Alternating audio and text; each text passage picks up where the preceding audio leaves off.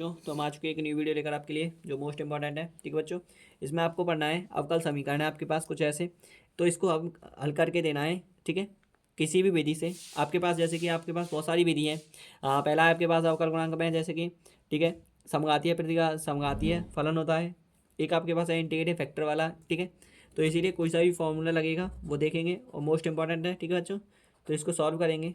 क्या है इसमें आपके पास अवकल समीकरण दे रखा है आपके पास ये। ठीक है, x square minus one d y over d x plus two x y बराबर two upon x square minus one.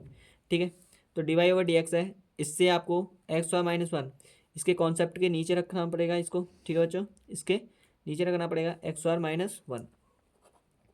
तो d y over d x बरा सॉरी सॉरी इसमें आपको डिवाइड कर रहा है, मतलब एक्स स्क्वायर माइनस वन को डिवाइड कर रहे हैं, तो two x y by x square minus one. ठीक है बच्चों, इसमें आपने क्या किया है, डिवाइड कर रहे हो मतलब, या फिर आप कॉमन ले लीजिए तब भी ऐसे ही आएगा। ठीक है, two upon x square minus one. अब एक और आ गया आपके पास तो स्क्वायर हो जाएगा। ठीक है बच्चों, तो मल्टीप्लिकेशन में स्क्वायर हो जाएगा उसका। ठीक है, आगे ध्यान देते हैं। अब इसमें d y d x plus p y equal q होता है, तो पी वाई की जगह पे आपके पास क्या दे रखा है, ये कॉन्सेप्ट दे रखा है, बन जाएगा ना। तो बनाएंगे, देखिए कैसे आएगा। चूंकि करेंगे कि तुलना लिख के, की तुलना, ठीक है, रेड पेन से करते हैं, इससे कॉमनली बन नहीं रहा है, कि तुलना करने पर, की तुलना करने पर। ठीक है, तो तुलना करेंगे इसकी, तो आपके पास है ये वाला कॉन्सेप्ट होता है d y over d x plus p y बराबर क्यू वाला। तो यहाँ पे पी की जगह पे उस कॉन्सेप्ट को रखेंगे क्यू, पी की जगह पे आपके पास है two x y x square minus one, और आपके पास क्यू की जगह पे दे रखा है two upon x square minus one का होल स्क्वायर। ठीक है, इतना कॉन्सेप्ट दे रखा है। अब इसको हमें लिखना पड़ेगा, इंटीग्रेटिव फैक्टर निकालते हैं। सबसे पहले क्या निकालते हैं, इंटीग्रेटिव फैक्टर। इंटीग्रेटिव फैक्टर क्या होता है, ई की पावर माइनस ई की पावर पी डी एक्स, ई की पावर पी डी एक्स होता है, क्योंकि आपने किस में निकाला, डी वाई डी एक्स में, तो पी डी एक्स हो जाएगा, ई की पावर पी डी एक्स हो जाएगा। आगे देखिए, ई की पावर ई की पावर पी की वैल्यू आपके पास है टू एक्स बटे में x square minus one into d x. ठीक है, अब इंटीग्रेशन बन गया आपके पास। अब यहाँ पे ई की पावर माना करके लिख लेते हैं हम इसको, माना x square minus one equal t मान लेते हैं, तो एन एक्स की power n minus one into d x equal d t हो जाएगा। ठीक है, क्योंकि इसका अवकलन हो गया बच्चों, समझ में आ रहा है, क्योंकि एन एक्स की पावर एन माइनस दो आगे आ जाएगा, एन एक्स की पावर एन माइनस वन हो जाएगा। तो यहाँ से आपके पास two x into d x बराबर डी टी रखोगे, तो ई की पावर इंटीग्रेशन में वन अपॉन टी रखोगे इंटू में डी टी रखोगे, तो ई की पावर क्या हो जाएगा, वन अपॉन एक्स का क्या होता है, लॉग एक्स होता है, तो लॉग टी हो जाएगा। ठीक है बच्चों, तो ई की पावर लॉग ए बराबर क्या होता है, मैंने एक फॉर्मूला और बताया आपके लिए, यहाँ पे लिखते रहा हूँ। ई की पावर लॉग ए बराबर होता है ए के, ई की पावर लॉग ए बराबर होता है ए के, ई की पावर लॉग ए बराबर होता है ए के, तो टी आ जाएगा यहाँ पे। और टी की वैल्यू आपके पास क्या दे रखी है, एक्स स्क्वायर माइनस वन, ये वाला कॉन्सेप्ट लिखेंगे यहाँ पे, बराबर करेंगे एक्स स्क्वायर माइनस वन, यही वाला कॉन्सेप्ट है यहाँ पर। ठीक है बच्चों, इतना समझ में आया, इधर देखिए। ठीक है, कॉमनली यही कॉन्सेप्ट चल रहा है इंटीग्रेशन, मैंने ऐसे हॉरिजॉन्टल में लिया है, वर्टिकल में नहीं लिया है, क्योंकि लेंथ बढ़ जाती है इसीलिए। ठीक है, तो ये वाला कॉन्सेप्ट हुआ यहाँ पे, आगे ध्यान दीजिए। अब इसके बाद आपके पास आ जाएगा एक्स स्क्वायर माइनस वन, ये है आपके पास। अब x square minus one P की वैल्यू है आपके पास, सॉरी इंटीग्रेटिव फैक्टर है, इंटीग्रेटिव फैक्टर आ गया। अब आपको निकालना है इसके बाद, सॉरी यहाँ पे लिखना है इंटीग्रेटिव फैक्टर इनटू में वाई, क्योंकि एक्स के सापेक्ष निकाल रहे हो तो इसीलिए y integrative factor y integration में q, q integrating factor into d x. ठीक है, इतना निकाला। अब इसके बाद आता है, ये आपके पास रूल होता है, मतलब इसी रूल से आपको निकालना पड़ता है, पता है ना आपको बच्चों।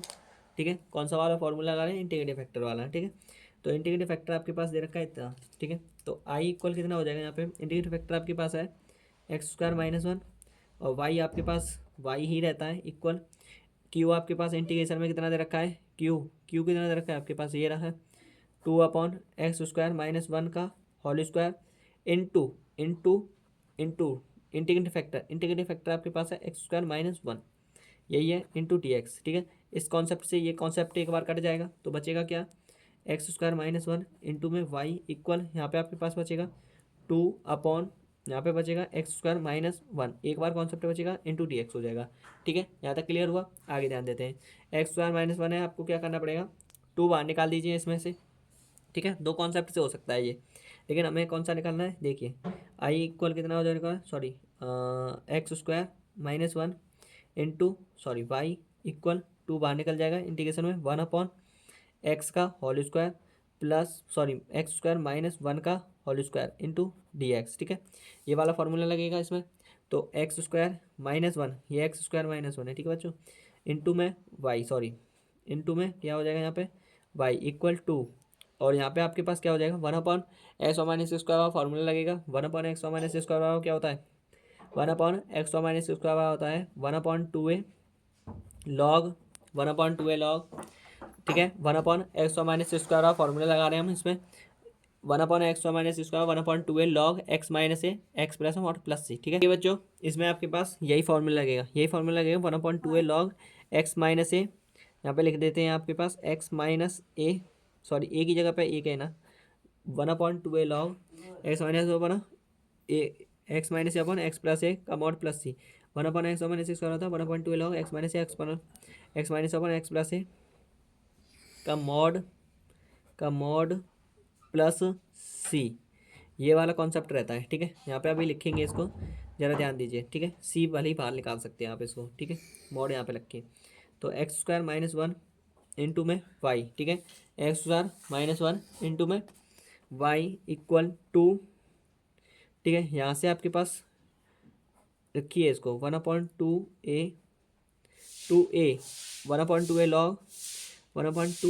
ए की जगह पे आपके पास ये है ना एक्स अपॉइंट स्क्वायर, तो गुणा में एक आएगा, सॉरी गुणा में एक आएगा, तो इसमें आपके पास गुणा में एक हो जाएगा। ठीक है, गुणा में एक one upon two a log, इसमें आपके पास कॉन्सेप्टली यहाँ पे फॉर्मूला लिख देता हूँ पहले आपको। ठीक है, जैसे कि one upon x square integration में लिख के into d x minus a square.